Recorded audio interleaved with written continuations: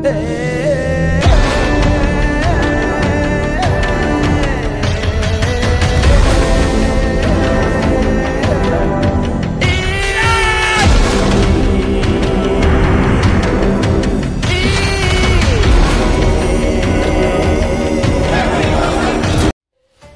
హీరోగా దర్శకుడు నాగ అశ్విన్ తెరకెక్కుతున్నటువంటి భారీ బడ్జెట్ మూవీ కల్కి.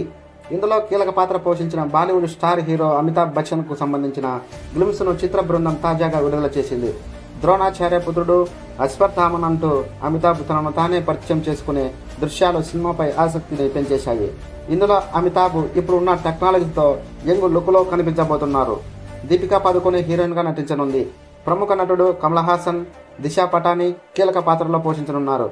మే 9వ తేదీన విడుదల చేయాలని చిత్ర బృందం గతంలోనే ప్రకటించడం జరిగింది.